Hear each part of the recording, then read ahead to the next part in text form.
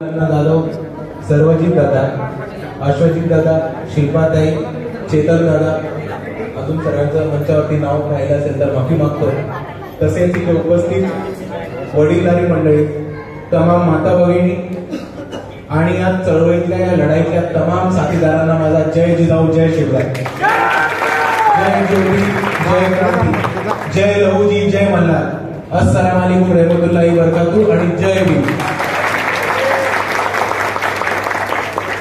मित्रांनो, आपली नवी मुंबईची कमिटी झाल्यानंतर हा पहिला किंवा दुसराच कार्यक्रम आपण घेतला. पहिलाच कार्यक्रम कमिटीच्या वतीने घेतलाय आणि तो जोरदार सक्सेसफुल कार्यक्रम करून दाखवण्यासाठी एकदा शिल्पाताई आणि त्यांच्या टीमसाठी आणि तसंच अश्वजित दादा आणि त्यांच्या टीमसाठी एक जोरदार टाळ्यांचा गडगडाट.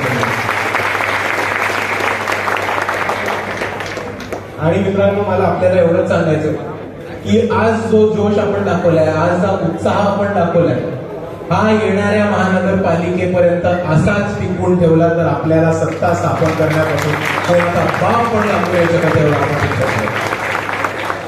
पण हेच म्हणत असताना आपल्याला काही गोष्टी लक्षात ठेवायला पाहिजेत. कारण नुसत्या जोशावरती जर सत्ता स्थापन करता आली असती तर आतापर्यंत कोणीही ती केली असती, अशी परिस्थिती आहे. तर जरा आपल्याला सर्वांना काही गोष्टी समजून घ्यायला लागणार. आणि निवडणुकीच्या आधी काम करताना, पक्षाचं काम करताना, चळवळीचं काम करताना आपल्या सर्वांनी काही थोडक्या गोष्टी समजून घेतल्या पाहिजेत आणि त्याच मार्गाने आपल्याला काम करताना पण चाललं पाहिजे. म्हणजे सर्वांचं, त्या पक्षातल्या लोकांचं, चळवळीतल्या लोकांचं काम हे अतिशय सोपं आहे. आता सोपं मला मुद्दा सांगा, आपल्याला पुढची येणारी निवडणूक लढायची आहे 100%. आणि नवी मुंबईमध्ये वंचित बहुजन आघाडीचं खातं चालू करायचंय, खातं खोलायचंय. कसं करणार?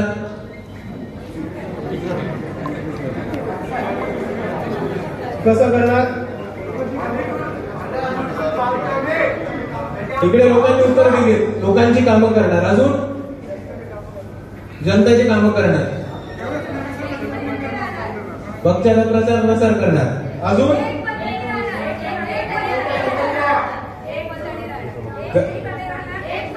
एक मताने राहणार. सर्वजण नक्की.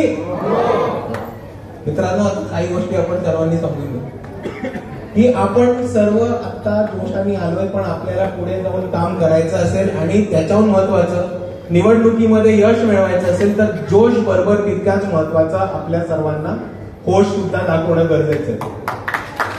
आणि दुसऱ्या बाजूला आपण लढवय्या म्हणतो, योद्धा म्हणतो, पण आपण सर्वांनी एक गोष्ट समजून घेतली पाहिजे की आपली चळवळ ही बंदुकीची किंवा बाजूची नाहीये. आपली चळवळ ही विचारांची आहे आणि आपली चळवळ ही डोक्याची. आणि म्हणून काम करताना आपल्याला पुढे जाऊन हे डोक्यानी, स्ट्रॅटेजीनी आणि शांत चित्तानी नीट अभ्यास करून परिस्थिती समजूनच काम करायला लागणार आहे, अशी मी आपल्या सर्वांना विनंती करतो. कारण आपल्याला बाबासाहेबांनी जो चळवळीचा आणि लढाईचा मार्ग दिलाय तो बंदुकीचा नाही, तो पेनचा दिलाय. आणि ते पेन हातात आल्यावर लिहायचं काय आणि त्या पेनचं करायचं काय हे पण आपल्या सर्वांना समजून घेतलं पाहिजे. आणि त्याच पद्धतीच्या ज्या निवडणुका आहेत त्या आता येणार आहेत. आणि बोलताना रेखाताईंनी खूप महत्वाचा मुद्दा मांडला होता की सर्व वैचारिक भाषण हे सर्वजित दादा, रेखाताई, महेश सर, बाळासाहेब करून नाही चालणार आहे. महत्वाची गोष्ट मित्रांनो समजून घ्या, हे स्थानिक स्वराज्य संस्थेच्या निवडणुका आहेत. त्या आपल्याला एकत्र येऊन काम करायचंय, आपल्याला लढायचंय आणि आपल्याला आपल्या वॉर्डामध्ये मीच माझ्या वॉर्डचा बाळासाहेब आंबेडकर या भूमिकेमध्ये येऊन काम करायचं. आणि हे काम करत असताना आपल्याला छोट्या छोट्या गोष्टी लक्षात ठेवायला लागणार आहे. ते म्हणजे सर्वात पहिले पक्षाची धोरणं काय, पक्षाचे प्रोटोकॉल काय, पक्षाचे आदेश काय ते समजून घ्यायला पाहिजे. आपले वरिष्ठ कोण आहेत, वॉर्डावरती कोण काम करतात, तालुक्यावरती कोण काम करतात, सिटीवरती, महानगरावरती कोण काम करतात, जिल्ह्यावरती कोण काम करतात, राज्यावरती कोण काम करतात, राष्ट्रावरती कोण काम करतात, हा प्रोटोकॉल कसा चालतो, ही इन्फॉर्मेशन वरपासून खालपर्यंत माहितीची कशी चालायला पाहिजे, कमांड चॅनल कशी चालायला पाहिजे, आणि निवडणुकीमध्ये कोणतीही घटना घडली तर पहिला फोन कोणाला द्यायला पाहिजे, तुरंत त्याच्यावरती ऍक्शन कोणी घेतली पाहिजे. आणि त्याचबरोबर ग्राउंडच्या कार्यकर्त्यांनी, तळागाळातल्या कार्यकर्त्यांनी त्या वरच्या डिसिजन वरती तातडीने ऍक्शन मोडवरती कसं जाता येईल याच्याकडे आपल्याला थोडं लक्ष असलं पाहिजे. आणि तेच बोलत असताना पक्षाचा प्रोटोकॉल आणि पक्षाचे ध्येय धोरण खूप महत्वाचे. पक्ष ज्या धोरणांवरती काम करतो, पक्ष ज्या भूमिकेवरती काम करतो, त्याच भूमिका आपल्याला खाली घेऊन द्यायच्या. पटते सर्वांना? काहीच मुश्किल मुद्दा नाही. आपण काम कोणाचं करतो? वंचित बहुजन आघाडीचं. तर भूमिका कोणाची खाली घेऊन जाणार? वंचित बहुजन आघाडीची. बीजेपीची तर नाही घेऊन जाणार. सोपा मुद्दा समजून घ्या. जो वर्ण आदेश येतो, आपलं तळागाळातले कार्यकर्ते म्हणून, आपल्या वॉर्डचे कार्यकर्ते म्हणून काम काय? सोपा मुद्दा. पक्षाचा वरपासून आलेला आदेश आणि पक्षाची वरपासून आलेली भूमिका ही खालच्या पाणसापर्यंत पोहोचवणं हे आपलं सर्व काम. पण ते आपल्या सर्वांना समजून घेतलं पाहिजे. काळा वाजू नका, ते आपल्या सर्वांना समजून घेतलं पाहिजे. आणि ते आपण कोणी समजून घेत नाही याचं छोटं उदाहरण तुम्हाला आजच्या सभेतनं देतो. तुम्हाला आठवत असेल 2023 मध्ये इथे चेतन दादा बसलेत, मुंबईचे अध्यक्ष आहेत, ते पण सांगतील 2023 मध्ये वंचित बहुजन आघाडी हा एकमेव पक्ष होता ज्यांनी मुंबईमध्ये प्रदूषणाच्या विरुद्ध मोर्चा काढला. आठवतंय तुम्हा सगळ्यांना? आपल्यापैकी बरीचशी लोक त्या मोर्चामध्ये सामील सुद्धा असतात, बरोबर? मग आता तुम्ही मला सांगा, आपण एकमेव पक्ष जो प्रदूषणाच्या विरुद्ध मोर्चा काढतो आणि दुसऱ्या बाजूला आपण कोणी आलं तर स्वागतासाठी फटाके फोडतो. एका बाजूला आपण ओरडायचं की धूर खूप आहे, दुसऱ्या बाजूला आपण दूर करायचं.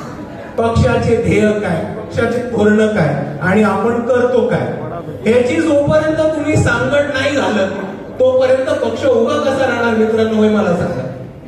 आणि म्हणून मी म्हणतोय की ही जी स्थानिक स्वराज्य संस्थेची निवडणूक येणार आहे, ह्या ज्या आगामी निवडणुका आहेत त्या आपल्या सर्वांसाठी महत्वाच्या आहेत. कारण जसा रेखाताई बोलल्या, या निवडणुकीमध्ये वर्ण काही होते कोणाला काही फरक नाही पडणार आहे. सर्वजित दादा, अनिल अण्णा हे गावागावामध्ये जाऊन, तालुक्यामध्ये जाऊन त्यांनी भाषणं घेऊ देत. रेखाताईंनी मीडिया समोर येऊन बोलू देत, रेखाताईंनी मोठ्या सभा घेऊ देत, त्यांनी पत्रकार काढू देत, बाळासाहेबांनी मोठ्या सभा घेऊ देत. पण जोपर्यंत वॉर्डाचा कार्यकर्ता त्या वॉर्डामधले प्रश्न सोडवत नाही आणि जोपर्यंत त्या वॉर्ड मधला कार्यकर्ता तिकडच्या जनतेसमोर मी तुमची कामं आणि माझ्यापर्यंत जोपर्यंत येत नाही तोपर्यंत तुमची कामं होत नाही, जोपर्यंत वंचित बहुजन आघाडीचा तळागाळातल्या वॉर्डातला कार्यकर्ता ही भूमिका त्यांच्या नागरिकांना पटवून देत नाही तोपर्यंत स्थानिक स्वराज्य संस्थाच्या निवडणुका तुम्हाला जिंकणं अवघड आहे मित्रांनो, हे लक्षात ठेवा. आरोग्याचा प्रश्न, पाण्याचा प्रश्न, शिक्षणाचा प्रश्न, नाल्यांचा प्रश्न, वॉर्ड मधले अनेक प्रश्न, तसंच इलेक्ट्रिसिटीचा प्रश्न, त्याच्याच बरोबर आता मोठ्या प्रमाणामध्ये बिल्डरांचं अतिक्रमण झालंय तो प्रश्न. हे प्रश्न जोपर्यंत खालच्या लोकांना, वस्ती पातळीवरच्या लोकांना, वॉर्डामधल्या नागरिकांना जोपर्यंत त्यांना हा दिलासा येत नाही, जोपर्यंत त्यांना हे आश्वासन येत नाही की वंचित बहुजन आघाडीच्या कार्यकर्त्यांकडे गेलो तर माझा प्रश्न मिटतो, तोपर्यंत आपल्या सर्वांना वॉर्डामध्ये काम करणं आणि उभं राहणं थोडंसं अवघड आहे मित्रांनो. हे आपण थोडंसं समजून घेतलं पाहिजे. आणि काम करत असताना आपण सर्वांनी आपल्या वॉर्डामध्ये तुम्हीच नेते आहात, तुमच्या वॉर्डचे तुम्हीच बाळासाहेब आंबेडकर आहात आणि तुमच्या वॉर्डचे होणारे पुढचे नगरसेवक आणि नेते हे तुम्हीच आहात. या भूमिकेत येऊन काम केलं तर आपल्याला लोक जोडायला कोणीही थांबवणार नाही, हे आपण सर्वांनी समजून घ्या. मुद्दा परत